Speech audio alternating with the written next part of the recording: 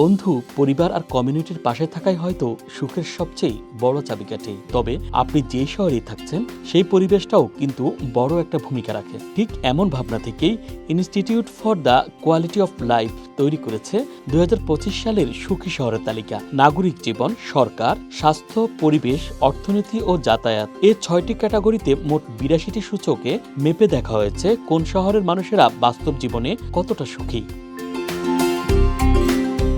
এই তালিকার 1 নম্বরে আছে ডেনমার্কের রাজধানী কোপেনহেগেন। পরিবেশ বান্ধব শহর, উদ্ভাবনী অর্থনীতি আর নাগরিক সম্পৃক্ততা, এই 3টি দিক শহরটিকে অন্যান্য শহর থেকে আলাদা করেছে। গ্রিন স্পেস, বর্জ্য ব্যবস্থাপনা, উচ্চ আয় আর আন্তর্জাতিক কোম্পানির উপস্থিতি মিলিয়ে শহরটা এক ধরনের আধুনিক বাসযোগ্য শহরের মডেল। আর শহরটির প্রাণবন্ত সংস্কৃতি আর ইভেন্টগুলো এখানকার মানুষকে টেনে রাখে আপন মায়ায়। দ্বিতীয় স্থানে সুইজারল্যান্ডের জুরিখ। শহর জুড়ে ছড়িয়ে থাকা ডিজিটাল নাগরিক সুবিধা, অনায়াস সরকারি সেবা আর সময়ানুবর্তী জীবনযাত্রায় জুরিখের বাসিন্দারা সুখ খুঁজে পান সহজেই। এখানে সন্তানদের স্কুলে একা পাঠানো যায় নিরাপদে, আর গণপরিবহন চলে মিনিটে মিনিটে। পরিচ্ছন্নতা, শৃঙ্খলা আর সুচিন্তিত পরিকল্পনায় শহরটি যেন এক শান্ত, সুশৃঙ্খল জীবনের প্রতিচ্ছবি।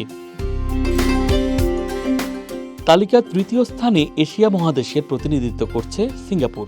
স্বাস্থ্য খাতে অসাধারণ অগ্রগতি, সহজলভ্য সরকারি সেবা আর দুর্দান্ত হাউজিং পলিসি, এই 3টি শহরটিকে দিয়েছে সুখী শহরের মর্যাদা। সরকারি বাসা বরাদ্দের সুব্যবস্থার কারণে সাধারণ মানুষ কেবল মাথা গোঁজার ঠাঁই নয়, ভবিষ্যতের জন্য নিরাপদ অর্থনৈতিক ভিত্তিও পাচ্ছে। পরিষ্কার পরিচ্ছন্ন নগরী, নিরাপত্তা আর নীতিমালার দৃঢ়তা, সব মিলিয়ে এখানে সুখ যেন একটা রুটিনের নাম। তালিকার 4 নম্বরে রয়েছে ডেনমার্কের আরেক শহর আরহুস। বিশ্বের সবচেয়ে ছোট শহরের মধ্যে বড় শহর খ্যাত এই নগরীতে মিলে যায় মেট্রোপলিটন সুযোগ আর ছোট শহরের আত্মীয়তা। গোটা শহর জুড়েই একটা সামাজিক বন্ধন বিরাজমান। পরিকল্পিত অবকাঠামো আর জনসেবায় শহর জীবন এখানে হয়ে উঠেছে সহজ আর আনন্দময়।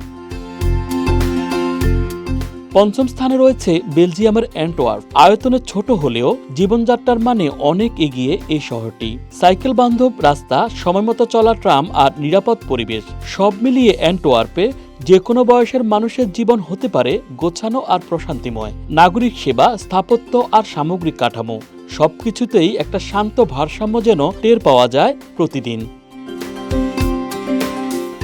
Dhaka express, desk report.